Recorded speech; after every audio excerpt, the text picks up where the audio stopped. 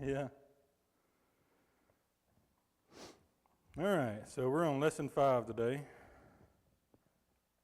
or at least that's the lesson I'm gonna teach.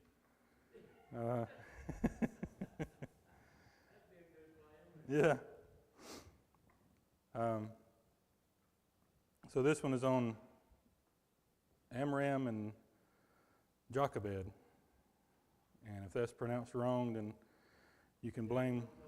Yeah, you can blame the audio version of the Bible that I listened to get the pronunciation for it. So,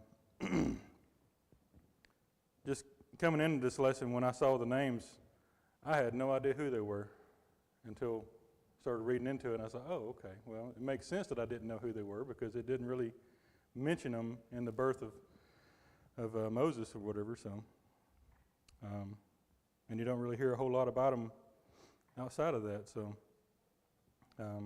just outside of Moses' mother or Moses' father or whatever, typically doesn't mention them by their specific names, but that's typically how the Bible handles names like that. You only run into it in the genealogy sections, which not many people remember when they do go through them, the complete genealogy of who begat who and whatever. So we'll go through the 3 sections of Scripture it has for us here, and then we'll get into the lesson itself. Now there arose a new king over Egypt who did not know Joseph. And he said to his people, "Look, the people of the children of Israel are more and mightier than we. Come, let us deal shrewdly with them, lest they multiply, and it happen in the event of war that they also join our enemies and fight against us, and so go up out of the land." Therefore they set taskmasters over them to afflict them with their burdens. And they built for Pharaoh supply cities, Pithom and Ramses. But the more they afflicted them, the more they multiplied and grew. And they were in dread of the children of Israel. So the Egyptians made the children of Israel serve with rigor. And they made their lives bitter with hard bondage, in mortar and brick, and in all manner of service in the field. All their service in which they made them serve was with rigor. Then the king of Egypt spoke with the Hebrew midwives, and of whom the name of one was Shiphrah, and the name of the other Puah. And he said, "When you do the duties of a midwife for the Hebrew women, and see them on their birth stools, if it is a son, then you shall kill him, but if it is a daughter, then she shall live." But the midwives feared God and did not do as the king of Egypt commanded them, but saved the male children alive. So the king of Egypt called for the midwives and said to them, "Why have you done this thing and saved the male children alive?" And the midwives said to Pharaoh, "Because the Hebrew women are not like the Egyptian women, for they are lively and give birth before the midwives come to them. Therefore God dealt well with the midwives, and the people multiplied and grew very mighty." And the next section, Exodus 2, 1 through 10. "And a man of the house of Levi went and took as a wife a daughter of Levi. So the woman conceived and bore a son. And when she saw that he was a beautiful child, she hid him 3 months. But when she could no longer hide him, she took an ark of bulrushes for him, daubed it with asphalt and pitch, put the child in it, and laid it in the reeds by the riverbank. And his sister stood afar off to know what would be done with him, or to him. And then a daughter of Pharaoh came down to bathe at the river, and her maidens walked along the riverside. And when she saw the ark among the reeds, she sent her maid to get it. And when she opened it, she saw the child, and behold, the baby wept. So she had compassion on him and said, 'This is one of the Hebrews' children.' Then his sister said to Pharaoh's daughter, 'Shall I go and call a nurse for you from the Hebrew women, that she may nurse the child for you?' And Pharaoh's daughter said to her, 'Go.' So the maiden went and called the child's mother. Then Pharaoh's daughter said to her, 'Take this child away and nurse him for me, and I will give you your wages.' So the woman took the child and nursed him. And the child grew, and she brought him to Pharaoh's daughter, and he became her son. So she called his name Moses, saying, because I drew him out of the water. And in Hebrews 11:23-25, by faith Moses, when he was born, was hidden 3 months by his parents because they saw he was a beautiful child, and they were not afraid of the king's command. By faith Moses, when he became of age, refused to be called the son of Pharaoh's daughter, choosing rather to suffer affliction with the people of God than to enjoy the passing pleasures of sin. So we see here the story of Moses' birth and his some of his rearing and the whole situation that surrounded his childhood and early days, so to speak. So Amram and Jochebed were the parents of Miriam, Aaron, and Moses. And although their names are found only in genealogical list in Scripture, their efforts to save their son Moses from the murderous order of Pharaoh is described in detail of our lesson text. So a few things that I, and the lesson text brings it out as well.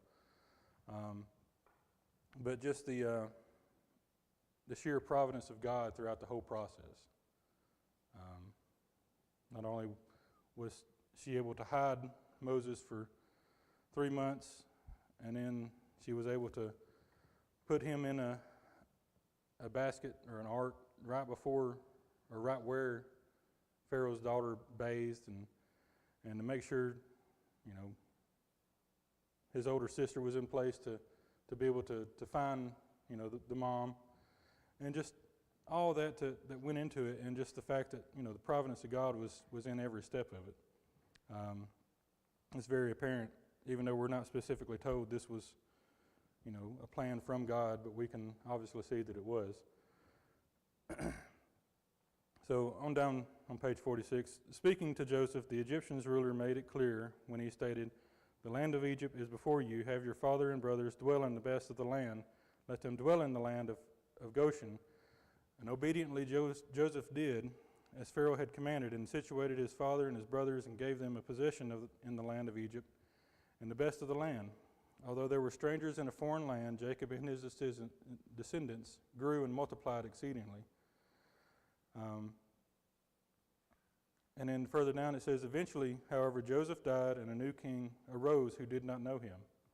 So we're not specifically told how long that was between the Pharaoh that knew Joseph and this one that did not. At least not specifically in the text anyway. We can sort of guess that it was, at least one Pharaoh between the two. The one that knew Joseph died, and then a new one came, and he didn't know Joseph. And from what I found, there's possibly around 59-ish years between Joseph's death and Moses' birth. So, right. Exactly, yeah. And I saw that was anywhere from 300 to 400 years between the time Joseph was established in that area, or Jacob was established in that area. And so, but again, we don't really know, and in the grand scheme of things, it doesn't really matter, because we're just told that generations had been established between the two, and they had grew in numbers. And to be able to grow that much in a period of time, you got to expect there was a number of decades between the two events to give enough time for generational growth like that, multi-generational growth, because of the fact that they were essentially being outnumbered by the Israelites. The change in leadership led to hostility between the Egyptians and the Israelites. So again, this Pharaoh was really concerned about the sheer number of the Israelites in this situation. So much so that he was thinking that if there was a war to break out, that they might turn against him and help the enemy. But we don't know exactly what level of, or what ratio there was between the two peoples, but it was enough to cause great concern by the Pharaoh, if nothing else. And further in the next section there, it says, the growth and strength of Joseph's family did not escape the attention of Egypt's new king, Although he did not know Joseph, he was certainly aware of the threat of the Israelites posed to his nation. Having concluded that foreigners were more and mightier than we, he urged the Egyptians, "Come, let us deal shrewdly with them, lest they multiply and it happen in the event of a war that they join our enemies and fight against us, and so will go up out of the land." So again, they were concerned about that, and they dealt shrewdly with them. Well, that's putting it lightly, I think, because they made it hard for them. They did everything they could, and if I recall, didn't they make them create bricks without one of the key ingredients, straw or something like that, or what I would imagine was straw? So I mean, he did everything he could to make it hard on them, but it didn't matter. They just kept trucking along. They kept going along to get along, so to speak. And then we see, later on that it didn't matter. It was not working. It was not weakening the Israelites, as it says there on the next page, 48. Sensing that forced labor was not weakening the Israelites, the king of Egypt decided to slow down Israel in a different way. He spoke to the Hebrew midwives, of whom the name of one was Shiphrah and the name of the other is Puah. And he said, "When you do the duties of a midwife for the Hebrew women and see them in the birth stools, if it is a son, then you shall kill him, and if it is a daughter, then she shall live." So, going back, and I failed to mention this earlier, but it said that he had them build storehouses for him. And I apologize for jumping around, but it just dawned on me. But he built storehouses for him. There's a TV show that me and Cecily like to watch, and the name of it escapes me.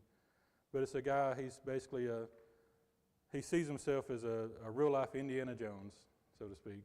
Josh Gates. Expedition Unknown, I think, is the name of the show. But anyway, he goes to different places around the world and finds all these archaeological digs and everything. And he went to some of the places in Egypt that he said was specifically storehouses, and they were in Ramses and the other place escapes me.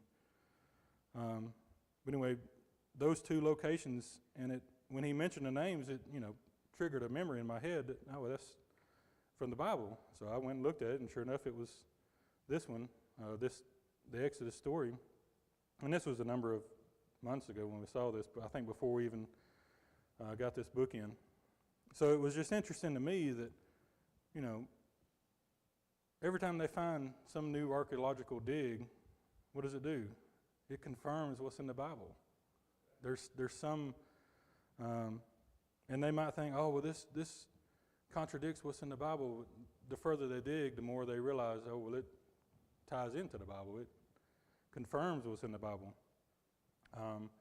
And just when they had only started to actually excavate the area, but they had performed all these ground-penetrating radars, and they had basically mapped out the entire structure, and they showed an aerial view of it, and it was huge. I mean, just the sheer size of it, and they said that this was specifically for storage because it was really close to where heavy trading went on, so it made sense that they would put huge storage areas there. And of course, being a pharaoh, they always want to have some monument of a structure or building with their name on it. So it's no surprise that it was as large as it was, but just the fact that it was that big goes to show the sheer amount of labor that they had at their disposal to build something that big at that time in history. Because it wasn't like now where, they had all this equipment to move stuff around and flatten the earth and everything like that. They had to do it by hand and had to actually construct everything by hand and do it with brick and mortar. So it was really amazing, and it just goes to show the sheer expanse of not only the building itself, but the amount of labor that they had, slave labor that they had at that time to be able to build such a huge structure. And just goes to show, or more so put into context the description that the Bible gives in relation to the number of people that they were dealing with there. So going back to the midwives, Pharaoh's plan for genocide was thwarted by the Hebrew midwives, who feared God and did not do as the king of Egypt commanded, but saved the male children alive. Although the answer the midwives gave the Pharaoh raises ethical questions, their refusal to kill the Hebrew babies was surely the right one. Life is precious and should be protected. So it brings up an interesting point there. The answer that the midwives gave to Pharaoh, what was their answer? They basically said, well, they gave birth before we got there, which, was not true. It might have been true one or two times, but it was obviously not true because, and I'm sure Pharaoh, in the back of his mind, probably knew that. It's like, all of them gave birth before you got there? Yeah, or that's probably the case as well. But it does raise an ethical question, whether it's right to lie even for God's benefit. I'm of the persuasion that it's never okay to lie. But at the same time, they were likely going to be killed if they told them, we just let them live because we just couldn't stand to kill them, Yeah, they would have doubled back and found the babies, yeah.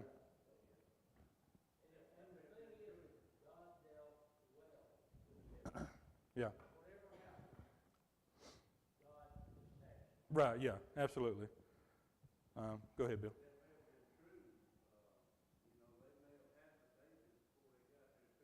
Yeah.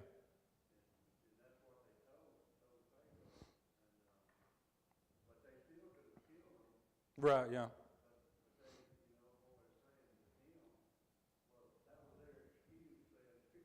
Yeah.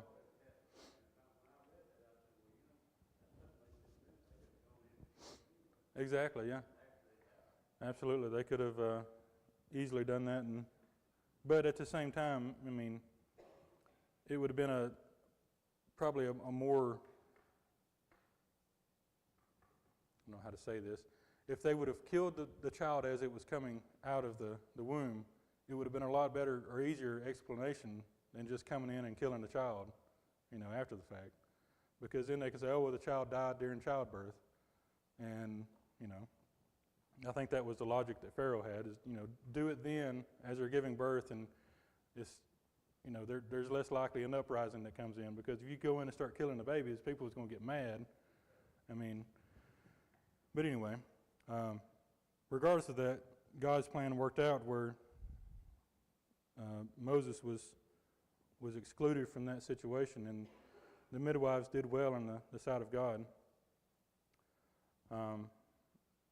And it mentions there Genesis 9:6, and it says, whoever sheds the blood of man, by man shall his blood be shed, for God made man in his image.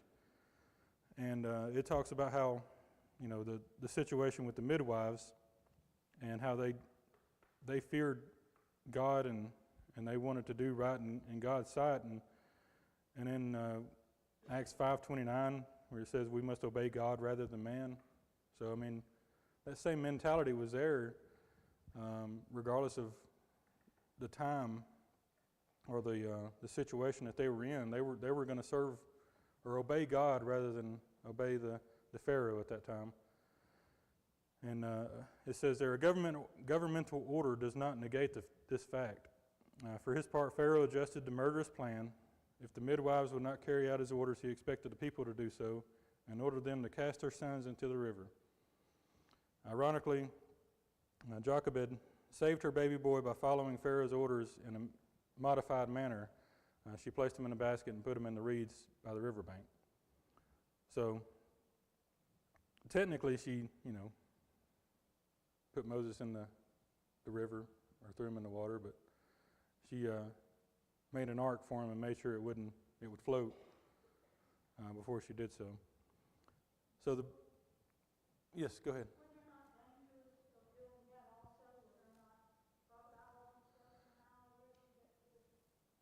Yeah, I mean, not being an expert of the area, I'm sure there were. I'm sure there were all manner of insects and just animals in general that could have killed Moses in that situation, even if he was covered. But again, God had a plan, and God's providence was in play. But regardless of that, I'm sorry. Go ahead.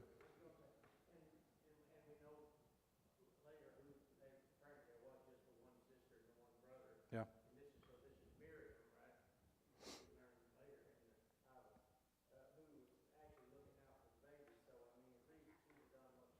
Yeah, she could have. Right. Oh, absolutely. Yeah.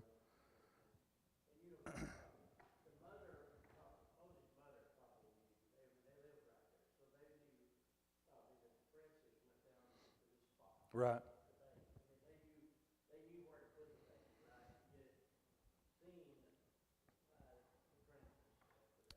Yep. And we'll get into that in this next section. It says, the birth of Moses is described straightforwardly. And a man of the house of Levi went and took a wife, a daughter of Levi. So the woman conceived and bore a son. And when she saw that he was a beautiful child, she hid him 3 months. And then the term translated as beautiful in Exodus 2:2 is also rendered fine. This does not imply that Jochebed saved her baby only because of how he looked. Instead, Jochebed had the natural feelings of a loving, caring mother for her newborn child. Because of this, she was unwilling to allow him to be put to death. Consequently, Moses' mother hid the baby for 3 months as long as possible. So that's not to imply that if Moses was an ugly baby, that she would have said, nah, it's not worth saving. He's an ugly baby. Because we all know, mothers are biased to their own child. No child is more beautiful than their own child. So, but at the same time, a child is beautiful regardless of their characteristics, physically. So it's really a futile attempt to look into the words used there, in my opinion, because they would have, child would have been loved regardless. When it was no longer possible to conceal with baby Moses, Jochebed carefully constructed a basket in which she would place the child. Reporting her actions, Exodus 2 and verse 3 states, she took an ark of bulrushes for him, daubed it with asphalt and pitch, and put the child in it, and laid it in the reeds by the riverbank. And then further down, Moses' older sister Miriam, as a watchman, indicates that the plan was born in hope. Thus his sister stood afar off to know what would be done to him. All doubts about Moses' welfare were removed when the princess of Egypt discovered the ark. Reporting the discovery, the text states that when the daughter of Pharaoh came down to bathe in the river, and her maidens walked along the riverside, and when she had saw the ark among the reeds, she sent her maid to get it. And then, for whatever reason, the writer of this lesson said, this fortunate turn of events prompts us to wonder whether Jochebed intentionally placed the baby in this location. It's not a fortunate turn of events, in my opinion. It was providence of God. But again, we don't have definitive proof. We don't have anywhere that says, God made provisions for Moses. But at the same time, God had a plan for Moses all along. So no doubt that he was involved in this scenario. But we could certainly say that it is high likelihood that providence was in play. And then taking out, providence of God, if this was all by chance, and if Moses were found by anyone of lower standing, would he have survived? Probably not. Because, even though she was just the daughter of the Pharaoh, she still had some influence and some power. Obviously, because she was able to save Moses in this situation. But if anyone else had found her, if just a regular Egyptian had found her, I don't think that the same situation would have occurred. They might have been able to hide the child as, pass it off as their own, so to speak. But Right. Exactly, yeah. So again, despite his ethnicity, which was made obvious by circumcision, the Egyptian princess appeared willing to take the baby into her own care. So again, it might not have been just the circumcision that made it plain that he was not Egyptian. There might have been some skin tone differences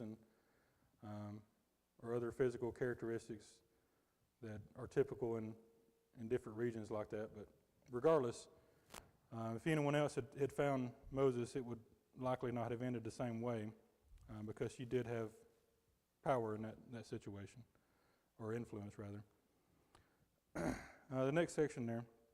The account continues. Then his sister said to Pharaoh's daughter, "Shall I go and call a nurse for you from the Hebrew women, that she may nurse the child for you?" So again, it's all planned out.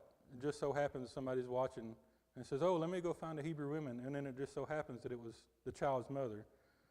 I mean, it's the amount of planning that went into this, and providence from God, of course, but just the fact that all this happened by accident, I don't believe that. I think it was all providence of God, and God instructed them, or either directly or encouraged them through their thoughts to go through and do these specific actions. And then it mentions there, could Jochebed really be so fortunate? As it turned out, she was allowed to nurse her own baby, and for when she was called, the princess said, "Take this child away and nurse him for me, and I will give you your wages." So not only did she get to nurse her own child, she got paid to do it, which was a good situation for everybody. Moses' mother did more than provide for his physical needs. She also used the time to teach him about his identity and his people. And this explains his later concern for the Israelites. And it's talking about where he saw an Egyptian beating an Israelite, and then he took up for him and killed the Egyptian.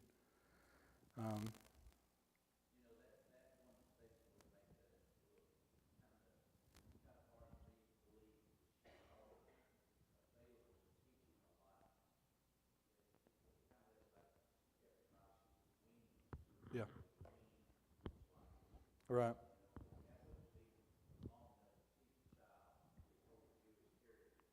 Right. I mean,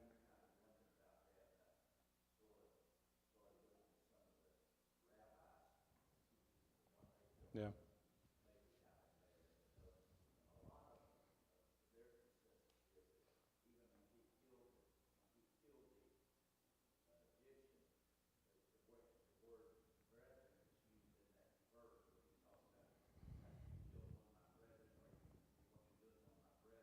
Yeah.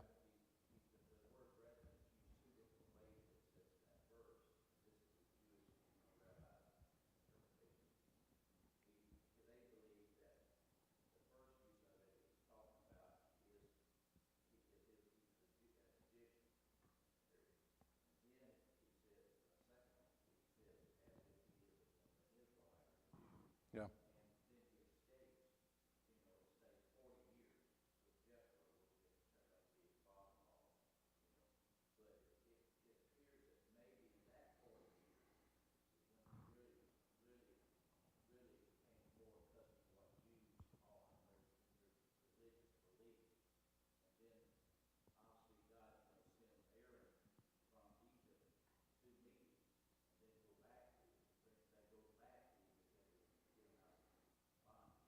Right.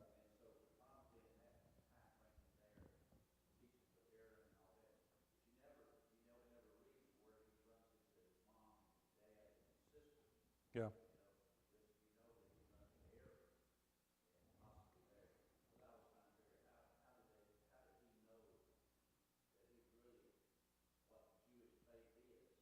Yeah. Yeah.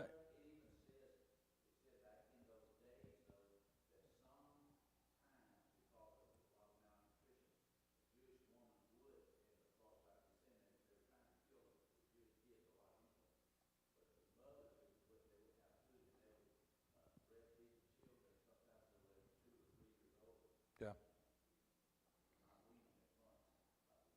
But I mean, even if they did, or in this situation, if she did nurse him until he was 2 or 3, how much does a 2 or 3-year-old retain about anything besides of yeah, and right. So I mean, and I think here he's implying that not only did she nurse him, but she also babysat him through his formative years, which we don't know that. There's no indication of that. Yeah.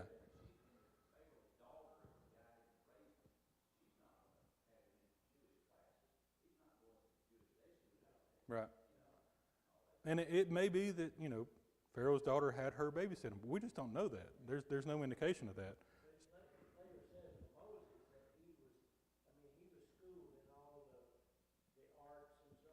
Yeah.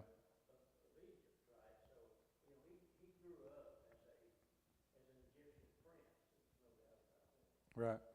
And again, I mean, it talks about him, they knew he was an Israelite because of the circumcision, but at the same time, like I said, there was probably some other physical characteristics that were different. He was probably had a different hairstyle or hair color or even skin tone. Yeah. So, I mean, he obviously knew that he was different in that respect, so he might have taken it upon himself to learn it about the Jewish culture and knowing that he was from Jewish seed or whatever. But again, we don't know that. We can't say definitively that that's what the case was.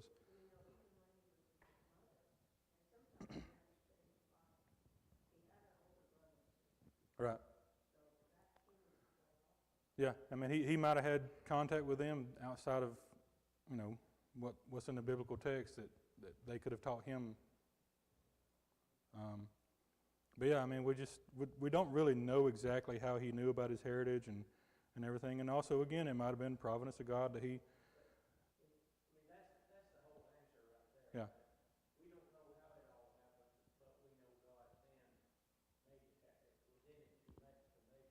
Right. And exactly, yeah.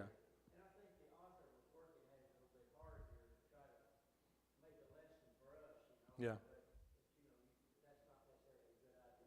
Yeah, I think he definitely could have worded it differently, instead of just implying that the mother raised him essentially, because we don't know that.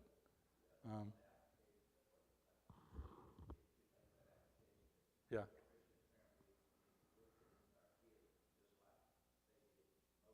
Yeah, but again, we don't know that. Yeah. Um,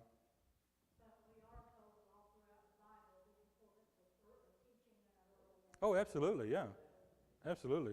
And it, go ahead.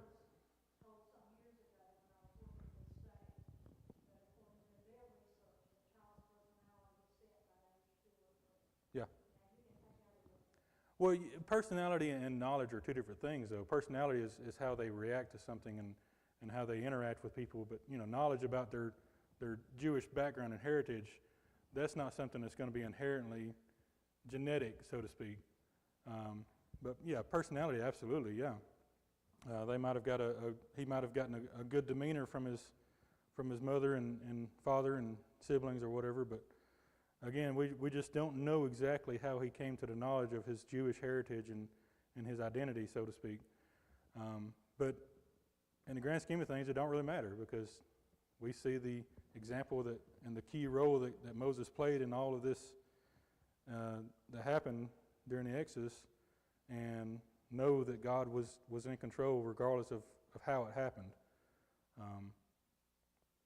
So on the next page there, on 51, it says, rather than associating with the Egyptians and indulging in the privileges of that lifestyle, Moses went out to his brethren and looked at their burdens. His decision to suffer with the Hebrew people rather than engage in sinful behavior with the Egyptians is noteworthy. It was only possible because he looked to the reward. And again, like I mentioned earlier, he might have realized that I'm not like an Egyptian. There's something different about me, whether it's skin tone, whatever. So he might have felt like he didn't belong with them anyway, and he belonged with the Israelites. So, but again, we just don't know. As students of Scripture know, Moses not only demonstrated his faith by rejecting the Egyptian way of life, but also by leading God's people from Egyptian bondage.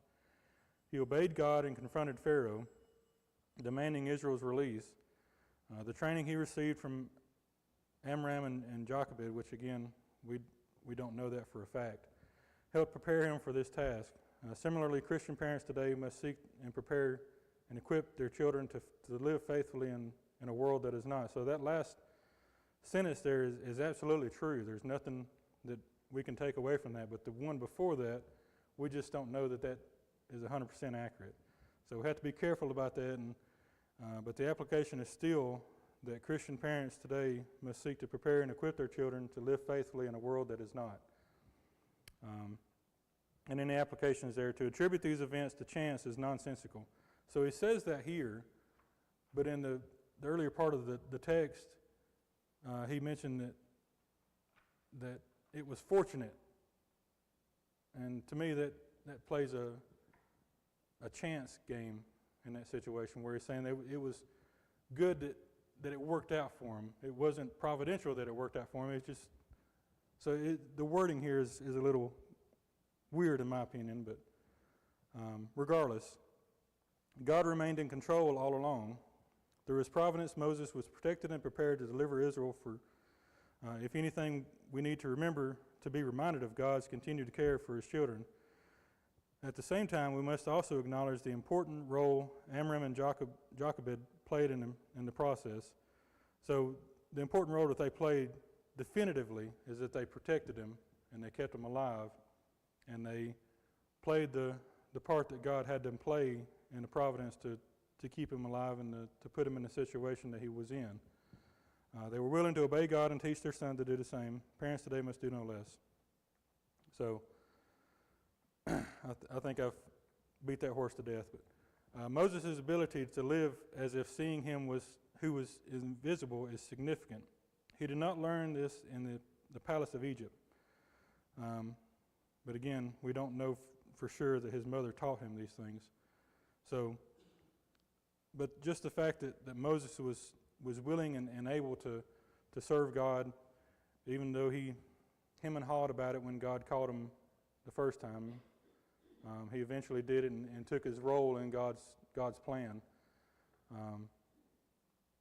But again, we can see numerous lessons throughout this section of Scripture. If nothing else, the lesson or the example from the midwives, where even though they were in a situation where they were under the thumb of Pharaoh, they still did what God wanted them to do, or what was right in God's eyes. And he mentions that in the discussions. What can the example of the Hebrew midwives teach us about civil obedience?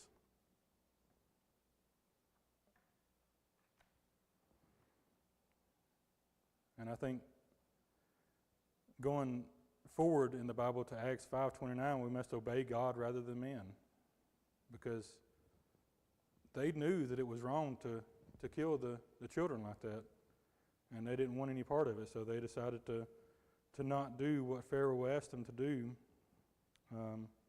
even though Pharaoh was the lawgiver of the land, basically, and doing so could potentially get them killed. But they decided to not continue with the Pharaoh's plan and do what was right in their own eyes, in accordance to God's law. So what can we learn about parenting from Amram and Jochebed?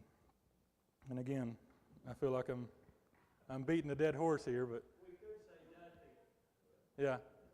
But at the same time, to do whatever is possible for the safety and security of our children, that's probably the definitive thing that we can take from what they did. And most importantly, to obey God and trust in his provisions. So that's bare minimum what we can take away from Amram and Jochebed, because we don't know that they had a hand in raising Moses. We can, speculate that they might have, or that his siblings might have had a hand in preparing him in the Jewish customs and history and whatever. But I just think that there's a lot of liberties taken in the text of this lesson that we have to be careful with. We can't just presume to know what was going on. We have to take the Bible at its word and not try to add to it or take away from it or contort it to what our supposed end situation is, but that's just my take on it.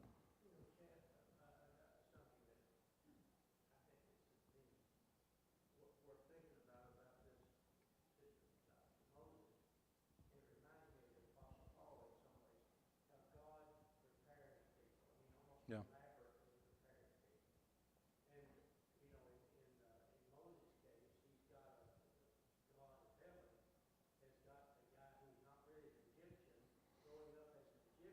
Yeah.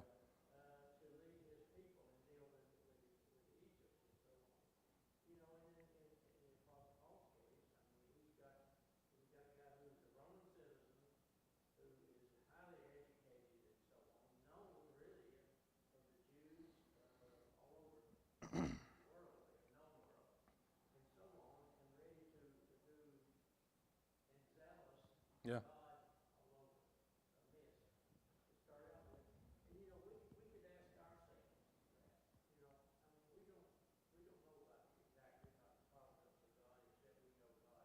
Yeah.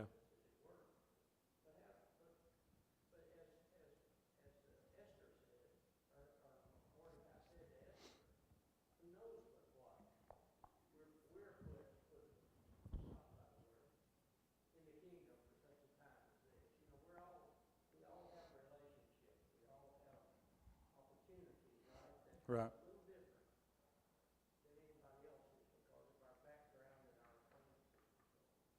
Yeah. I mean, and again, we don't have a record of every providential thing that God has done, but at the same time, there are a number of situations in the Bible and also in our own lives where the only thing that makes sense is that God was in control, and God made the things happen.